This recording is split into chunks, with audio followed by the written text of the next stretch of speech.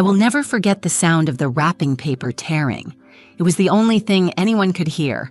No music, no laughter, just that quiet crinkle as my daughter, Kaya, carefully unwrapped her gift.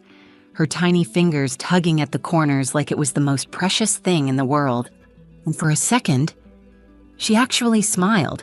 That soft, hopeful kind of smile kids get when they think magic might still be real. But when she opened the box, her whole face shifted. Confusion first, then a flicker of something deeper. Hurt, maybe. Her little shoulders stiffened and she glanced at me. The box was empty. I saw it before she even said a word. Just a plain cardboard bottom. No tissue paper, no toy, not even a note. Just nothing. I blinked, trying to make sense of what I was seeing. Was it a mistake? Did something fall out? Maybe someone forgot to pack it? But before I could open my mouth, I heard him, my father, Frank. He let out this sharp laugh, short and cold like a bark in winter. He sat back in his armchair, folded his arms, and said, "Kids like her shouldn't expect anything. World's got enough leeches already." My heart dropped. Kaya froze. Her hands were still in the box, like maybe she just hadn't seen the gift yet, like maybe it was hiding under the flaps or tucked in the corner. But there was nothing. I felt the heat rush up my chest. My hands trembled where they rested on my lap. I wanted to say something, anything, but the words caught in my throat like splinters. Then Sandra, my sister, snorted and muttered, "She's just like her mother, always expecting handouts. Worthless." My jaw clenched. I could feel the muscles in my face tightening, the burn behind my eyes threatening to spill over. I forced myself to look at Kaya. She wasn't crying, not yet, but her lips were pressed tight, and her chin was trembling the way it does right before it breaks. Her eyes, those big soft eyes, were filling with tears she was too proud to let fall. She looked at me again, not asking for help, just checking if she should pretend it didn't hurt. And in that moment, I hated myself. I hated that I'd brought her here, that I'd hoped, maybe stupidly, for a normal Christmas, that I thought my father could be different, that I wanted them to see the beautiful, kind, creative girl Kaya was and love her like I did. But they didn't see her. To them, she was just an extension of me, a reminder of my divorce, my failure, the mess I'd made of my life according to them. The room was dead silent except for the soft hum of the heater and the ticking of the grandfather clock behind Frank's chair. Each second sounded louder than the last, like it was counting down to a moment I wasn't ready for. Kaya looked down at the empty box again. Her fingers brushed the edge, then slowly she folded the flaps shut. Her hands were shaking now, and then she whispered something. "I got you a gift too, Grandpa." Everyone turned. Frank looked up, that smug grin still on his face. "Oh yeah," he said, half laughing. "This'll be good." But Kaya didn't back down. She reached into the pocket of her coat and pulled out a small piece of paper, folded with such care it made my chest ache. She took a step forward and held it out to him with both hands, and right then I knew this moment wasn't over. Something was coming, something none of us were ready for. I hadn't been home for Christmas in over 2 years, not since the divorce, not since the shame, not since everything I'd been trying to hold together finally cracked wide open. Kaya. She wanted to see them. She asked me 3 weeks before Christmas, "Mom, do I have a grandpa?" That was her way of asking why we were always alone during the holidays, why we didn't have matching pajamas or giant trees or cousins to run around with. So I said yes, and when she asked if we could visit him this year, I said yes again, against my better judgment. I don't know what I expected. Maybe I thought time would have softened them. Maybe I believed just for a moment that when they saw Kaya, when they really looked at her, they'd feel something. Warmth, regret, love, anything. Instead, the minute we pulled into the driveway, I felt that old weight settle back onto my shoulders, that invisible tension that coils around your ribs like barbed wire when you're trying to smile for people who don't really want you there. Their house hadn't changed, still cold, still perfect, still spotless, in that way that feels less like home and more like a museum. My mother greeted us with that plastic politeness she'd mastered over the years. A quick hug for me, a soft pat on the head for Kaya. Her eyes lingered too long on the scuff marks on Kaya's boots. I saw it, how she took her in like an item on a shelf, deciding whether or not she belonged. Sandra barely looked up from her phone when we walked in. She offered Kaya a half-hearted "hey," then went right back to scrolling. I could already feel my stomach tightening. And then there was Frank, my father. He was in his usual chair by the fireplace, whiskey glass in one hand, TV remote in the other. Didn't even stand up, just gave a nod and muttered, "Didn't think you'd actually show up." That was his way of saying hello. Kaya gave him a shy wave, her mittened fingers poking through the wool. "Hi, Grandpa," she said softly, like she was testing the word out loud for the first time. He grunted. I don't know why I still hoped for more. Maybe because Kaya was trying so hard. She'd made little drawings for everyone, carefully colored, folded, and tucked into envelopes with their names on the front. She even asked me how to spell "to my Aunt Sandra" because she wanted it to be perfect. She worked on them every night for a week. I wanted this to be special for her. I wanted her to feel like she had a family, even if they were far from perfect.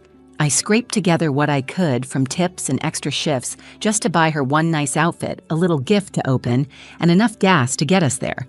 That morning, as I tied her scarf, she looked up at me and said, "Do you think they'll like my drawings?" And I said, "Sweetheart, they're going to love them." But in the pit of my stomach, I already knew the truth.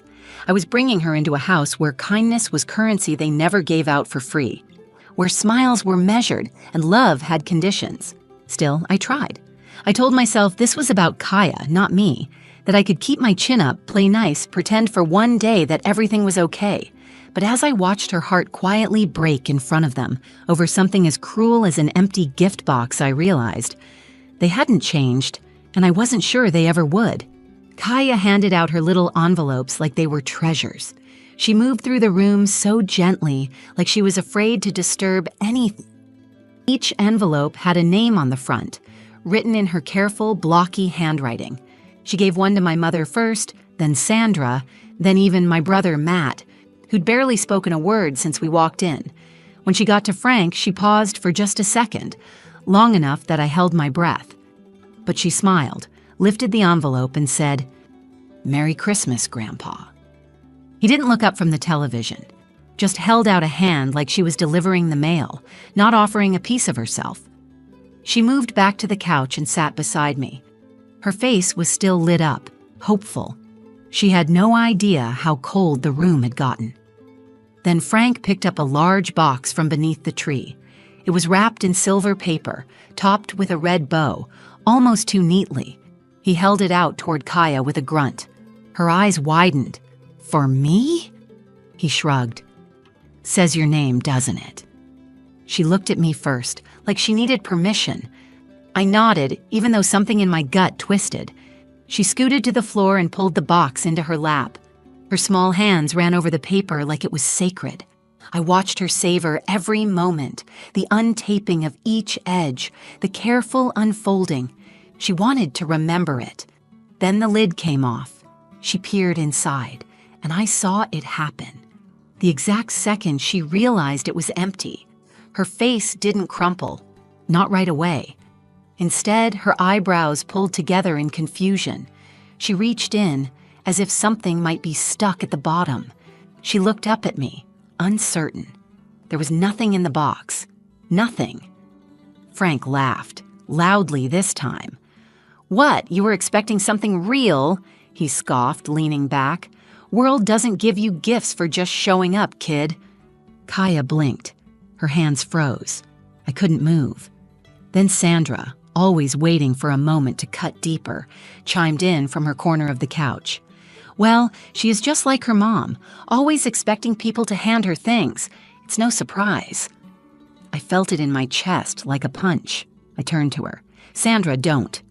She raised a brow, smirking. "What? It's true." Kaya was silent now. The box still rested in her lap, flaps wide open, exposing the nothing inside. The room had turned on her, and I saw her realize it. I hated them. I hated them for making her feel small, for making her question her worth, for laughing like it was all a joke. I reached for her, but she didn't move. She just kept staring at the box like it might somehow fill itself if she waited long enough. Inside, I was screaming. say something, stand up, defend her. But I didn't want to make a scene, not in front of her. That's the thing about being in families like this. You learn to freeze when things get cruel. You learn to smile through clenched teeth. And I'd spent so many years doing just that, it almost felt normal. But it wasn't normal. Kaya was only 7. She didn't know how to put on a mask yet. She didn't know how to swallow that kind of pain. Then she looked up at Frank. Her voice was quiet, barely more than a whisper, but it cut through the room like a bell. "It's okay," she said. "I got you a gift too, Grandpa." And just like that, the whole room shifted. No one spoke, no one laughed. She reached into her coat pocket, and I realized something was about to happen that none of them would forget. I stared at her completely still as Kaya reached into her coat pocket. The room had gone silent. So quiet I could hear the faint creak of the old floorboard under the Christmas tree with every slight movement. My own breath felt too loud in my chest. She pulled out a folded piece of paper. It looked small in her hands, fragile even, like something that could be crumpled and dismissed without a second thought. But she held it like it mattered, like it meant something. I whispered, "Kaya, maybe not now." She turned to me, and there was something in her eyes I didn't recognize. Not sadness, not hurt, but calm, steady. She gave a little nod, the kind that said, "I have to do this." Then she turned to Frank. "I made this for you," she said. Frank didn't even lean forward. He just glanced at it with that same bored expression he always wore when someone dared ask him to feel something. "Oh yeah?" he muttered, sipping his drink. "You draw me a snowman or something?" There was sarcasm in his voice, the kind he always used when he wanted to make you feel small without raising it. But Kaya didn't flinch. She walked across the room and held it out to him with both hands. That's when I noticed her fingers were shaking. I knew that feeling. The way your hands betray you when your heart's thudding in your chest, when you're trying to be brave, even though every part of you wants to run. He took it from her like it meant nothing, slid it open with one hand while still holding his glass in the other. Then he looked down and stopped. I couldn't see what was on the paper from where I sat, but I saw his face. It didn't twist in confusion or irritation like I expected. Instead, his eyebrows drew together. He blinked once, then again. His jaw slackened just slightly, like he'd forgotten what he was doing. The entire room seemed to lean in. "What is it?" Sandra asked, impatient. He didn't answer. He just stared. Kaya stood there, hands clasped in front of her now, watching him quietly like she wasn't sure what came next either. I got up and crossed the room, slowly, almost afraid to break the moment. I stepped beside her and gently placed my hand on her back. She didn't look at me. She just kept her eyes on Frank, and he looked older than I'd ever seen him. Not angry, not smug, just still. He folded the paper carefully, deliberately, almost reverently, and placed it on the side table next to his chair. Then he stood up. No one knew what to say. No one moved. He walked out of the room without a word. The sound of his footsteps down the hallway was the only thing we could hear. He didn't slam the door, didn't shout, just left. I looked down at Kaya. Her voice was quiet when she asked, "Did I do something wrong?" I knelt beside her, wrapped my arms around her, and whispered, "No, sweetheart. You did something brave." Sandra muttered something under her breath, but this time, I didn't care. Because I knew, whatever Kaya had drawn, whatever she had written, it got through to him in a way none of us ever could. She didn't fight back with anger. She didn't cry or scream or run. She gave him a gift, one that reminded him he was still human, even if he'd forgotten. And I think, just maybe, that scared him more than anything else. I didn't see my father for the rest of the day. He didn't return to the living room, didn't come back for dinner. Not even when my mother called out that dessert was ready, in that overly sweet tone she used when pretending everything was fine. Kaya didn't mention him again that evening. She played quietly with the ribbon from one of her other small gifts and helped me fold the wrapping paper scraps like it was any other night. But I could tell her mind was somewhere else. Every now and then, her eyes would wander toward the hallway where Frank had disappeared, like she was waiting for something. But nothing happened. Not that day. We left early the next morning. I told them we had plans back in the city, but the truth was, I couldn't bear to spend another second pretending. Sandra didn't even get up to say goodbye. My mother handed me a foil-covered plate of leftover ham and told me to drive safe. No mention of what happened. No one asked how Kaya was doing, and that, somehow, hurt even more. The ride home was quiet. Kaya stared out the window, watching snow blur past the trees. I reached over and held her hand at one point. She squeezed back. I didn't bring up the drawing. I didn't want to make her explain something that was clearly so personal. I didn't want to pull apart whatever magic had lived in that moment. But I thought about it the whole drive home. What had she drawn that made my father, the man who once called me too soft for crying at a movie, turn pale and leave the room without a word? I found out 4 days later. It came in a small, unmarked box left on our porch. There was no return address, just Kaya's name written in careful block letters across the top. She opened it slowly, like she wasn't sure if it was safe to hope. Inside was a tiny music box, old-fashioned, wooden, hand-carved edges with little roses painted around the lid. It played "Somewhere Over the Rainbow" when she turned the crank. And there was a note. It was just one line, handwritten in a shaky, unfamiliar scrawl. To the bravest girl I know. Thank you for remembering her. No signature, but we didn't need one. Kaya clutched the box to her chest like it was made of gold. She didn't say anything at first. She just held it and smiled. I sat down next to her on the floor and finally asked, Kaya, what did you draw for Grandpa? She looked up at me and said, it was a picture of him holding hands with Grandma and me. Her voice was soft. I told him I hope he smiles again one day, because I remember how she made him laugh. My throat tightened. I didn't speak. I couldn't. Because that was it. That was the part of him I'd forgotten even existed. The man who once smiled, once laughed. Before grief hardened him, before the years made him cruel, Kaya saw through all of that and gave him a piece of something he thought he'd lost forever. Not pity, not guilt, hope. She didn't try to fix him. She just reminded him that he used to be someone worth remembering, and in return, he gave her something too. Maybe not love, maybe not forgiveness, but a beginning. And sometimes, that's enough. The music box now sits on Kaya's nightstand. Every night before bed, she winds it up. Not always to listen, sometimes she just likes to hold it, to feel its weight in her hands, to know it's there. The way a child might clutch a stuffed animal they've outgrown but still can't let go of. She hasn't said much about that day since, but every now and then she'll mention Grandma, someone she never even met, but speaks about like she's still here, like she's someone Kaya knows through the stories I've told and the quiet space she left behind, and maybe she does. Frank never called. He didn't send a follow-up message. No, I'm sorry.